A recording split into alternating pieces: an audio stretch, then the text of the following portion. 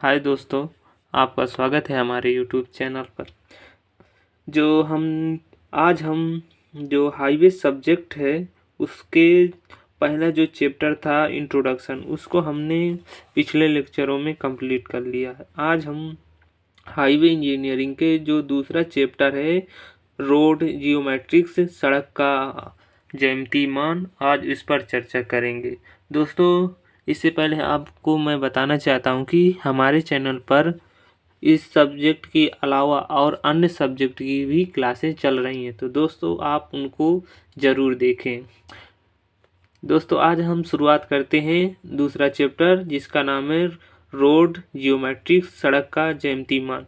इसमें इस जो चैप्टर है दोस्तों, इसमें हम ये जानेंगे कि सड़क का ज्यामितीय मान क्या होता है और इसमें कौन कौन से, जब हम रोड का डिजाइन करेंगे तो उस समय हमें कौन कौन से पॉइंट होंगे, बिंदु होंगे, तो उनको ध्यान देना है कि कौन कौन सा हमें बिंदु को ध्यान देना पड़ेगा। सबसे पहले दोस्तों हम जानते हैं कि रोड जियोमेट्रिक्स क्या होता है, तो इसके लिए हम देखते हैं दोस्तों। यातायात को सुगमता पूर्वक सड़क पर बनाए रहने और सुरक्षा पूर्वक गंतव्य स्थान की ओर लगातार बढ़ते रहने के लिए एक सड़क पटरी को जिन ज्यामितीय प्रतिबंधों व अभिलक्षणों की पूर्ति करनी पड़ती है उन्हें सड़कों के ज्यामितीय मान कहते हैं। तो दोस्तों हमने पढ़ा कि जो अभी यहाँ पर लाइनों में हमने पढ़ा कि दोस्तों क्या है, जो रोड जियोमेट्रिक्स यातायात को सुगमता पूर्वक सड़क पर बनाए रखने और सुरक्षा पूर्वक, और क्या है, हमें सुरक्षा भी, जब हमारी यातायात मतलब जो कार या जो वाहन चलेंगे उनको एक स्थान से मतलब एक गंतव्य स्थान की ओर लगातार, मतलब एक स्थान से दूसरे स्थान तक जब वाहन चलें तो उनको सुरक्षा पूर्वक और सुगमता, उनमें कोई परेशानी ना हो चलते समय रोड में, तो बना सड़क के पटरी को जिन ज्यामितीय प्रतिबंधों व अभिलक्षणों की पूर्ति करनी पड़ती है तो उन्हें सड़कों के ज्यामितीय मान कहते हैं। तो सड़कों का अभिकल्पन करते समय निम्न ज्यामितीय मान पर विचार किया जाता है। तो दोस्तों, जब हम सड़क का डिजाइन या अभिकल्पन करते हैं तो हमें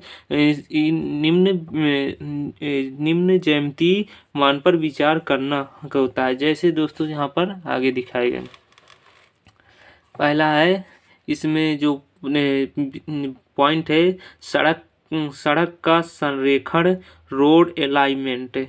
दोस्तों ये सड़क का जो संरेखण अलाइनमेंट है, ये जब हम जब इसका सर्वे करेंगे तो सबसे पहले हमें सड़क का संरेखण करना होता है कि ये दोस्तों जिससे हमारा रोड इकोनॉमिकल हो और ज़्यादा इसमें कॉस्टली भी ना हो।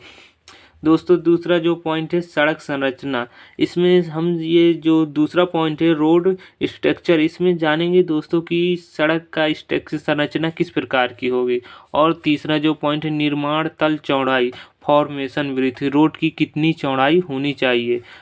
चौथा पॉइंट है यान पथ, पेवमेंट की चौड़ाई, विड्थ ऑफ पेवमेंट की जो रोड का सबसे ऊपरी भाग होता है जिस पर वाहन चलते हैं उसको हम क्या दोस्तों, हम उसको उसे पेवमेंट कहते हैं। इसे हिंदी में, इसको इंग्लिश में कहते हैं पेवमेंट और हिंदी में यान पथ कहते हैं। जो पांचवा पॉइंट है सड़क स्कंध या वार्म, रोड शोल्डर्स। तो सड़क स्कंध या वार्म क्या है, इसको दोस्तों आगे हम जानेंगे। और जो छठवां पॉइंट है भराव या कटाव की पार्श्व ढालें, साइड स्लोप और फीलिंग एंड या कटिंग। सातवां पॉइंट है सड़क पटरी की चौड़ाई, road land or right of way. इसको इंग्लिश में हम क्या कहते हैं, जो सड़क पटरी की चौड़ाई है, मतलब जो सड़क है उसकी हमें कितनी चौड़ाई रखनी चाहिए, तो हम जो उसकी एक जो रोड के अलावा जो उसके आयत खाली जगह रहती है उसको भी इसमें कंसीडर किया जाता है सड़क पटरी की चौड़ाई। दोस्तों देखते हैं अब अगला पॉइंट है आठवां, सड़क का उभार जिसे कैम्बर कहते हैं। तो कैम्बर क्रॉस स्लोप और कैम्बर। जो दोस्तों सड़क में कैम्बर इसलिए दिया जाता है कि जो बरसात होती है जब, तो उसमें तो रोड में पानी न रुके, इसलिए उसमें कैम्बर दिया जाता है। यह एक प्रकार का स्लोप होता है कैम्बर। चौथा 9वां पॉइंट है हमारा अनुलंब ढाल ग्रेडियंट। ग्रेडियंट को दोस्तों 9वां पॉइंट है। और 10वां पॉइंट है हमारा वक्र पर ढाल ग्रेडियंट ऑफ कर्व। वक्र पर जो जब रोड कभी वक्र पर जाएगा उसमें हम किस प्रकार का वक्र ढाल देंगे, इसमें जानेंगे दोस्तों। और 11वां पॉइंट है क्षैतिज वक्र पर सड़क कुट्टिम की अतिरिक्त चौड़ाई widening of road on horizontal curve. और 12वां पॉइंट है अभिकल्पन चाल डिजाइन ऑफ स्पीड।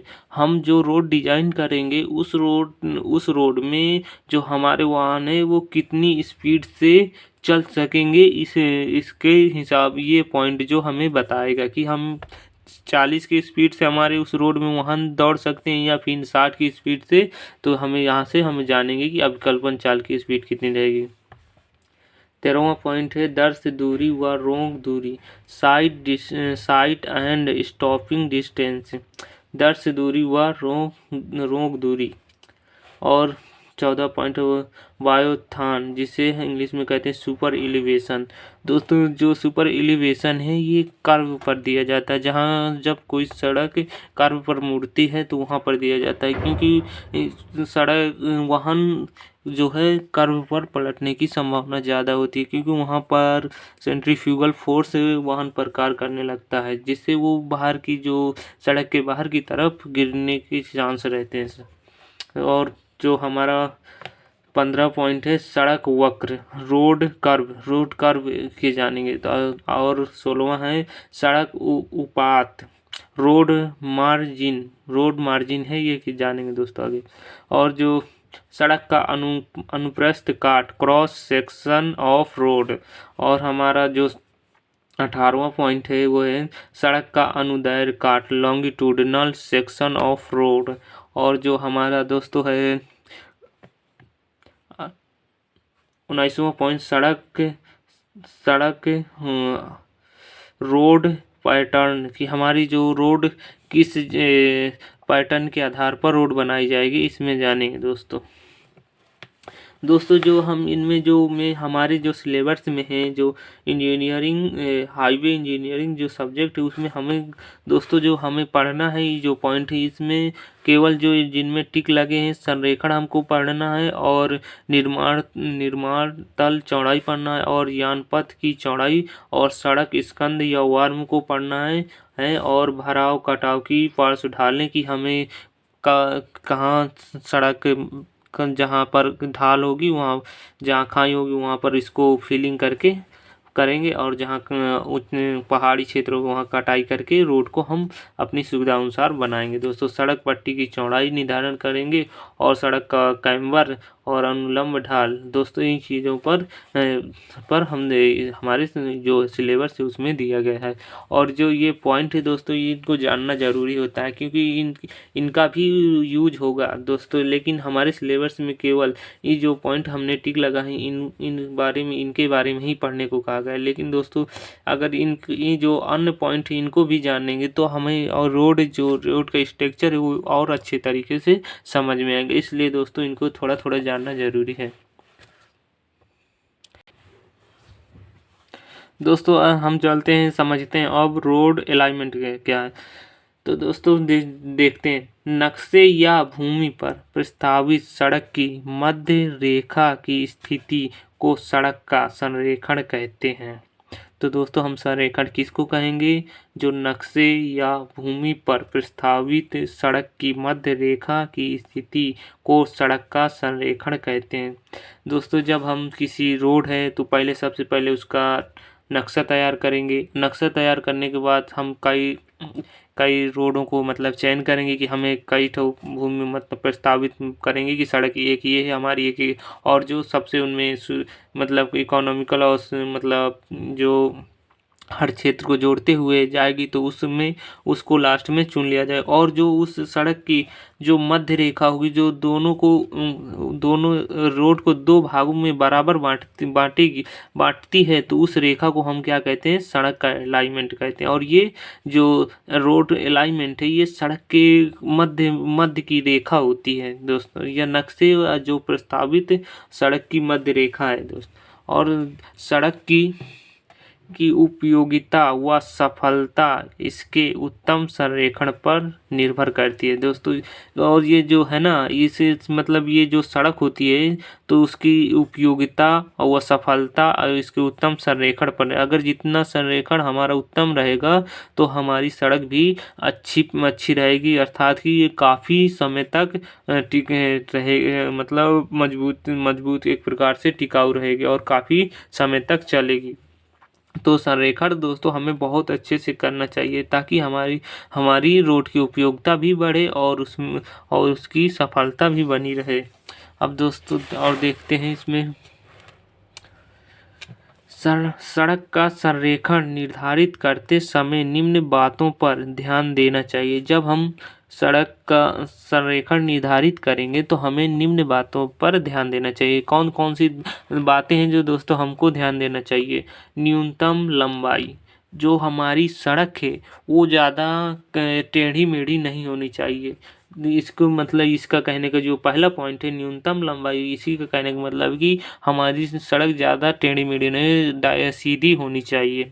और दूसरा पॉइंट है न्यूनतम कटाव व भराव। तो जहाँ से हम सड़क को बनाएंगे तो वहाँ हमारी जो वो भूमि वहाँ पड़ेगी, तो वहाँ पर हमें न ज़्यादा कटाव या भराव करने की ज़रूरत ना हो, नहीं तो हमारी जो सड़क है तो उसकी कास्ट बढ़ जाएगी, जिससे रोड की लागत बढ़ सकती है।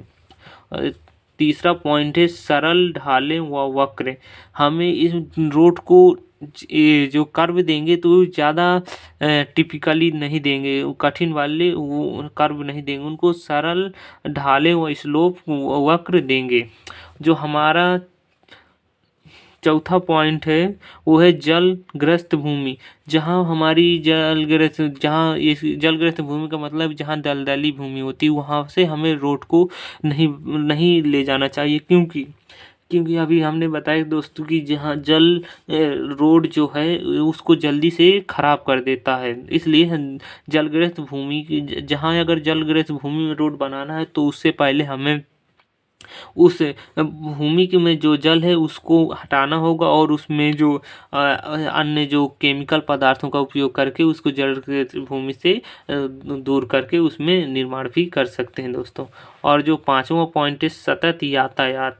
तो इसमें सतत यातायात, ये सतत मतलब लगातार इसमें यातायात का मतलब ध्यान दिया जाए कि इसमें नहीं कि ये जैसे कभी बरसात हो गई तो उस पानी की वजह से वो सड़क के ऊपर से पानी बह रहा है और हमारा जो यातायात है काफ़ी दिन तक का प्रभावित हुई है। ये समस्या नहीं होनी चाहिए। यातायात का मतलब कि 12 महीना उसमें यातायात वाहन दौड़ सकें। और जो छठवां पॉइंट है स्थिर आधार, ये स्थिर आधार होना चाहिए। और सातवां पॉइंट है न्यूनतम पुलिया। अगर हम ज़्यादा नदी या पुल रोड में अधिक बनाएंगे तो हमारी उससे कास्ट भी बढ़ेगी। तो दोस्तों हमें जितना हो सके उतने पुलिया न्यूनतम रखनी चाहिए रोड के बनाते समय। समकोण पार्क, जो हम पुलिया जैसे कोई नदी या नाला कोई नहर पड़ रही है तो उनमें हम दोस्तों तिरछा पुल नहीं बनाएंगे और ना पुलिया बनाएंगे। वहाँ पर दोस्तों हम जो समकोण पर पुलिया बनाएंगे तो इससे क्या होता है दोस्तों कि ये समकोण होने से हमारा जो पुल का जो है कास्ट आएगी वो थोड़ा कम आएगी तिरछे जो पुल की अपेक्षा, क्योंकि तिरछा होने से उसको बनाने में भी परेशानी होगी दोस्तों, क्योंकि तिरछा पुल को बनाने में दिक्कत आएगी, जबकि ये सीधा सीधा पुल रहेगा लंबवत जो समकोण पर, तो ये समकोण पारक जो पुल रहेगा तो उसको थोड़ा आसानी से बनाया जा सकता है दोस्तों, इसलिए हमें समकोण पारक पर ध्यान देना चाहिए। तो ये किसके अंतर्गत आते हैं दोस्तों, हमें जो 6-7-8 पॉइंट देखने हैं दोस्तों, वो सड़क संरेखण का निर्धारित करते समय इन बातों को ध्यान देना चाहिए। तो हमें कौन कौन से जल्दी से एक बार देख लेते हैं दोस्तों। न्यूनतम लंबाई, दूसरा है न्यूनतम कटाव भराव, तीसरा है सरल ढालें व वक्र, चौथा है जलग्रस्त भूमि, और पांचवा है सतत यातायात, छठवां है स्थिर आधार, और जो हमारा है सातवां न्यूनतम पुल पुलिया, और दोस्तों जो आठवां है समकोण पारक। दोस्तों अब अगला जो हमारा है जो संरेखण के में अगला पॉइंट है जो दोस्तों हमारा वो है रोड स्ट्रक्चर। दोस्तों हम जानेंगे रोड स्ट्रक्चर किस प्रकार के, उसमें रोड में कितनी लेयर होती हैं दोस्तों, इसके बारे में देखते हैं दोस्तों। जैसे दोस्तों आपको यहाँ पर फिगर दिख रहा है, यहाँ पर जो सबसे यहाँ पर आपको एक ग्राउंड भूमि तल दिखाएगा दोस्तों, जो रेड कलर की ये थोड़ा थोड़ा जो चिन्ह दिख रहे हैं, तो ये क्या है दोस्तों, ये भूमि तल है जिसे ग्राउंड लेवल भी कहते हैं दोस्तों इंग्लिश में। और जो दोस्तों ये जो डैश थोड़ा सा बूंदी दिख रही है, ये हमारा भराव फीलिंग है। तो ये रोड किस स्थिति में बनाएगा, दो स्थिति में बनाया जा सकता है, ये कटाव करके भूमि का या फिर भराव करके। दोस्तों ये जो रोड बना है तो ये कटाव भराव करके फीलिंग करके बनाया गया है दोस्तों। इसके बाद ये मिट्टी हो गई। इसके बाद जो पहली लेयर है इसमें दोस्तों कितनी लेयर होती हैं, 1 2 3 4 लेयर होती हैं दोस्तों। हमारे रोड में कुल मिलाकर कितनी लेयर होती हैं, 4 लेयर होती हैं। तो पहली जो लेयर होती है दोस्तों वो किस मटेरियल से बनाई जाती है उसको देखते हैं दोस्तों। जो पहली लेयर होती है वो रहती है सॉलिंग या आधार कोट। इसका नाम क्या है, सोलिंग या आधार कोट, जिसे सोलिंग कोट या बेस कोट भी कहते हैं। तो दोस्तों इसके क्या नाम है, जो पहली हमारी जो भूमि की पहली जो परत रहेगी, भूमि के ऊपर जो पहली परत रहेगी किसकी, रोड की, तो उसका क्या नाम है, सोलिंग कोट या बेस कोट। और जो इसमें जो भूमि जहाँ फीलिंग करके हम भरेंगे तो जहाँ यह सॉइल रहेगी उसको हम एक नाम से जानते हैं दोस्तों, सब ग्रेड, जिसे आधा स्तर भी कहते हैं, इसे सब ग्रेड। तो पहले दोस्तों ये हो गई जो फीलिंग करते हैं। इसके बाद जो दूसरी लेयर हो गई ये हो गई, और दोस्तों जो इसके बाद जो लेयर आएगी वो हमारी आएगी वेरिंग कोट निष्घर्षण कोट। तो दोस्तों ये निष्घर्षण कोट, वेरिंग कोट इस इंग्लिश में कहते हैं दोस्तों। इसमें कौन सा मटेरियल यूज होगा, और जो हमारी जो सोलिंग कोट या बेस कोट है इसमें कौन सा मटेरियल यूज होगा दोस्तों, आगे हम इसको समझेंगे कौन सा इसमें मटेरियल का यूज हो रहा है। तो और इसके दोस्तों जो इसके ऊपर जो वेरिंग कोट के ऊपर जो अगली परत होगी उसका नाम होता है पृष्ठ लेपन, सरफेस पेंटिंग। इसमें सरफेस पेंटिंग दोस्तों दिखाई जाती है। और जो सरफेस पेंटिंग करने का मतलब जो इसमें महीन गिट्टी और डामर का जो लेप किया जाता है उसको ही दोस्तों सरफेस पेंटिंग कहते हैं। और इसमें हम पेंटिंग इसके बाद जो हमारी लास्ट लेयर होती है उसको हम दोस्तों पेवमेंट कहते हैं। इसमें केवल और इसमें जो यूज किया जाएगा महीन गिट्टी, उससे और महीन गिट्टी और डामर तारकोल का यूज हम करके एक और लेयर जो बहुत पतली सी डालेंगे उसको हम दोस्तों क्या कहते हैं, पेवमेंट। दोस्तों पेवमेंट डालने से ये होता है कि जो वाहन होते हैं और रोड के बीच घर्षण कम हो जाता है। अगर दोस्तों घर्षण ज़्यादा होगा तो इससे हमारे जो वाहन है तो उसको जो इंजन वाहन के जो इंजन है उनको अधिक ताकत लगानी पड़ेगी, जिससे कि वाहन को अधिक दूरी जाने में अधिक मतलब उसको ताकत खर्च करनी पड़ेगी दोस्तों। इसलिए हम एक पेवमेंट की लेयर डाल देते हैं जिससे घर्षण कम हो और हमारी जो वाहन है वो अधिक तेज़ी से और इनकी स्पीड भी बढ़ जाती है दोस्तों। इसलिए हमें ये जो पेवमेंट है ये डालना ज़रूरी होता है रोड पे।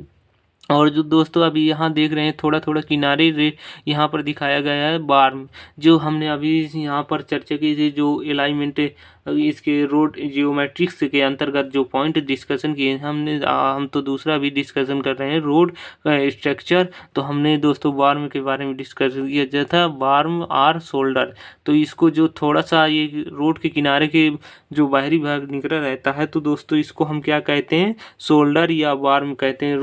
ये रोड के दोनों साइड निकल रहे थे। और इसमें जो स्लोप रहेगा दोस्तों, ढाल जिसे तो जो भूमि तल से रोड के जो टॉप सरफेस होती है उससे ढाल कितना रहेगा दोस्तों, 2:1 का रहेगा। 2:1 का इसमें ढाल दिया जाता है। तो इस प्रकार दोस्तों हमारे रोड में कितने कुल मिलाकर लेयर हो गई, 1 2 3 4 लेयर होती हैं। और ये सब ग्रेड ये इसको लेयर नहीं, ये हो गई दोस्तों सब ग्रेड। और इसके बाद हो गई दूसरी सॉइलिंग कोट और बेस कोट। और इसके बाद जो तीसरी लेयर है हमारी वो है निष्घर्षण कोट। और जो चौथी लेयर है पेस्ट लेपन सरफेस पेंटिंग। और इसके बाद जो ये है तो इसको ये बहुत पतली होती है, इसलिए इसको पेवमेंट को नहीं कंसीडर करते हैं दोस्तों। 1 2 3 4 लेयर हमारे रोड की होती हैं दोस्तों। अब चलते हैं जो अगला है हमारा रोड जियोमेट्रिक्स में जो पॉइंट है वो हमारा फॉर्मेशन वृत्त।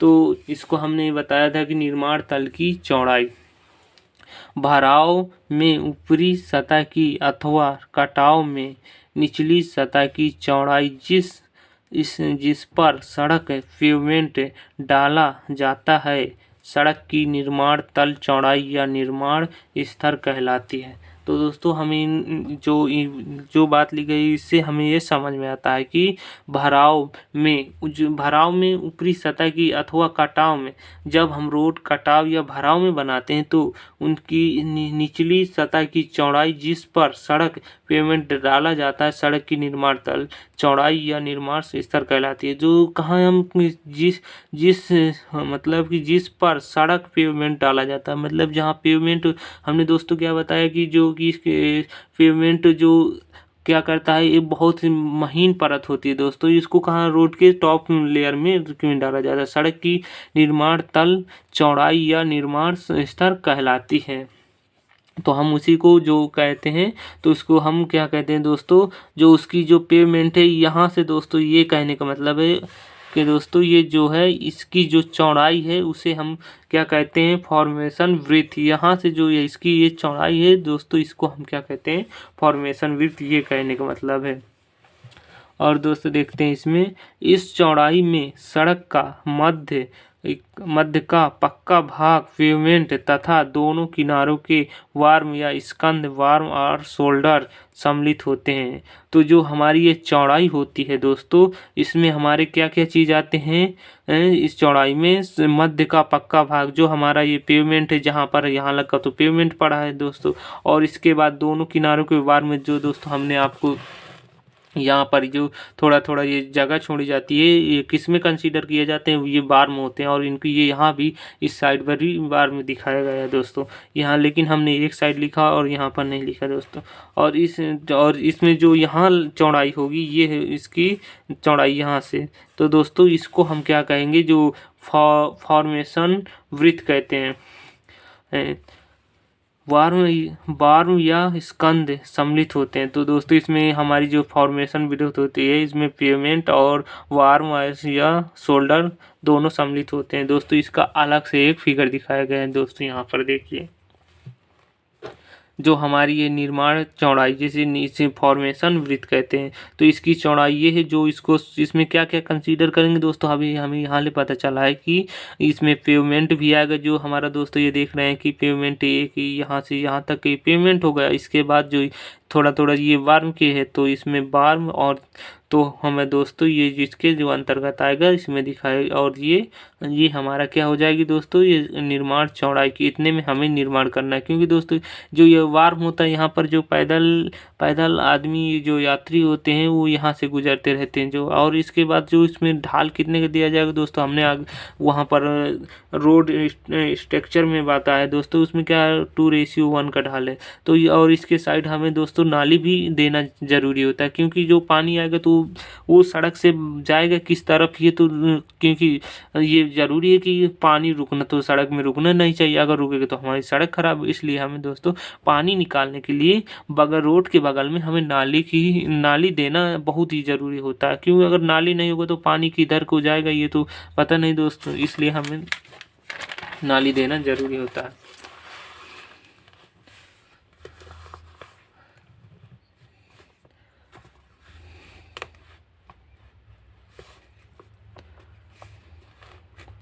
दोस्तों इस थोड़ा सा हम जानेंगे आईआरसी के अनुसार निर्माण तल की न्यूनतम चौड़ाई।